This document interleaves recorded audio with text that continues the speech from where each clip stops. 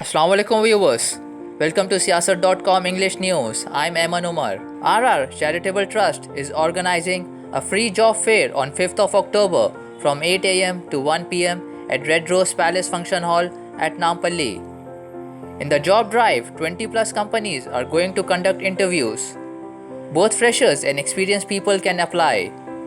For candidates who have cleared SSC, intermediate, and any graduation, will have the opportunity for suitable jobs as per their education qualification. Event organizer Mannan Khan said this job mela is being organized with the aim of providing employment to unemployed and experienced youth in corporate companies.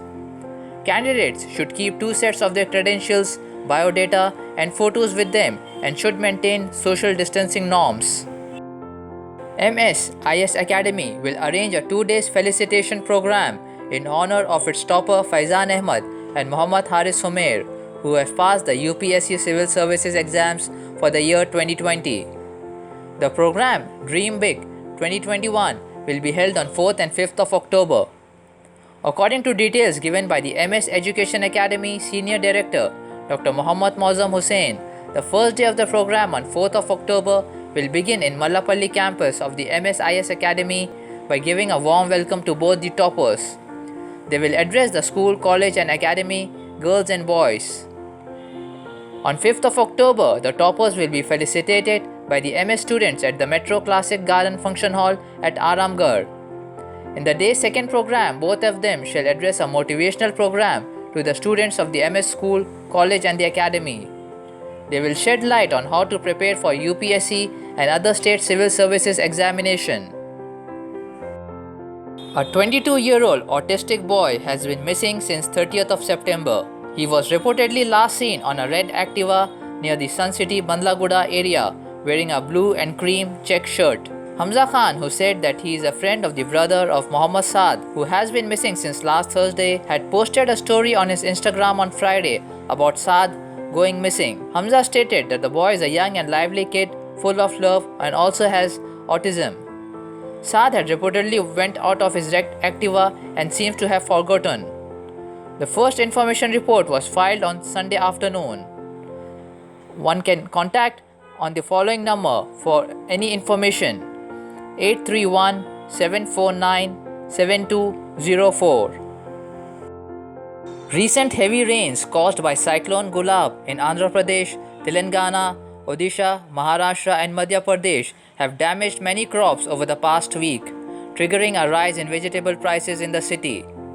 The price of tomatoes has almost doubled to 30 rupees now, and so have prices for other items like potatoes, onions, leafy vegetables and others over the last 1 week. The resulting heavy rains due to the cyclone essentially have spoiled the crops that were sown by farmers, resulting in a shortage of vegetables.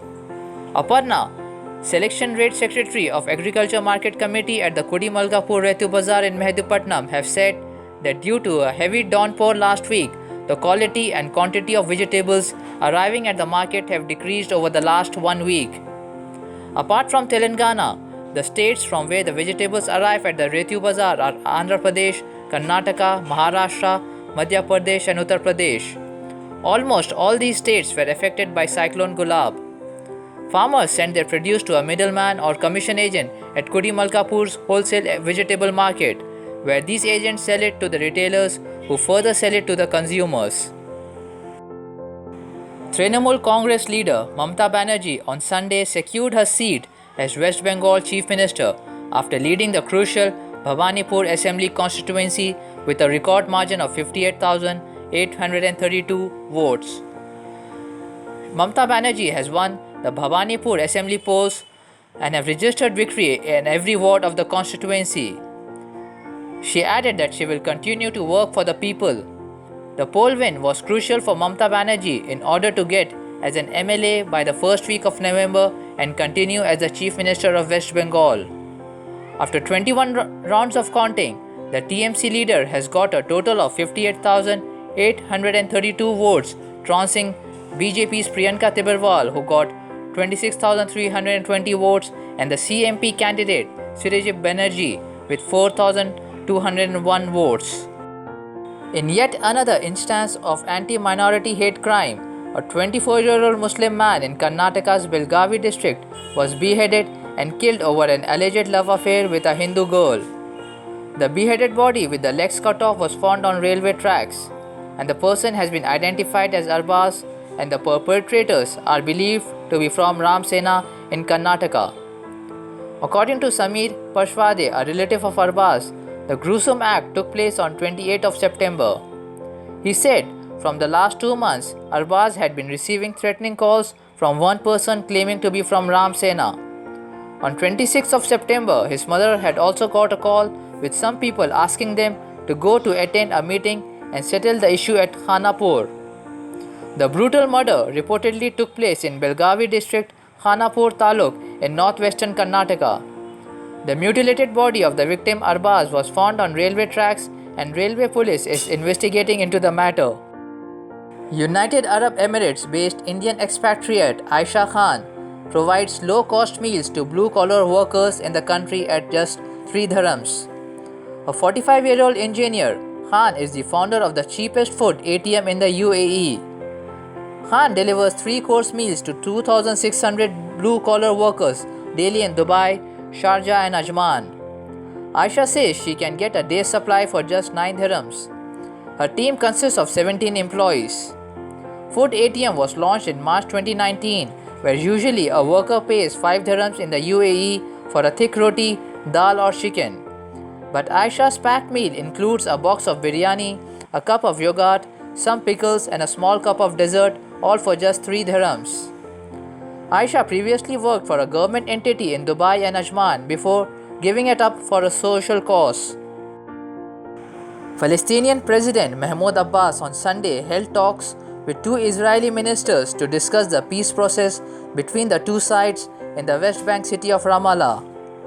During the meeting with Israeli Minister of Health Nitzan Horowitz and Minister of Regional Cooperation Isavi Frej, Abbas said that it is important to end the Israeli occupation and achieve just and comprehensive peace in the region through the implementation of international resolutions. Abbas stressed the necessity of halting Israeli settlement, stopping raids on Palestinian towns and villages, and ceasing homes demolition and displacement of the Palestinians in East Jerusalem. The 2 Israeli ministers explained to Abbas their position, which supports the two-state solution and the joint cooperation to build confidence between the two sides. Meetings between Abbas and Israeli ministers and officials have been taking place over the past 3 months as the bilateral direct peace negotiations had been stalled since March 2014. Aryan Khan, the son of Bollywood megastar Shah Rukh Khan, was on Sunday arrested by the Narcotics Control Bureau on charges of consumption, sale and purchase of narcotic drugs and sent to one-day custody of the anti-drug agency. Hours after their arrest, Aryan and 2 others nabbed Munmun Dhamecha and Arbaz Merchant were produced before the Esplanade Magistrate Court amid tight security late on Sunday and sent to the NCB's custody for 1 day till Monday. The others who remain under the NCP's detention include Nupur Sarika, Ismit Singh, Mohak Jaiswal, Vikrant Chokar and Gomit Chopra, and it is not clear what course of action the agency will adopt for them. The legal team of the accused trio, including Aryan Khan's lawyer Satish Mani Shinde, planned to move the Bombay High Court on Monday in the matter. That's it for today. Thank you, viewers.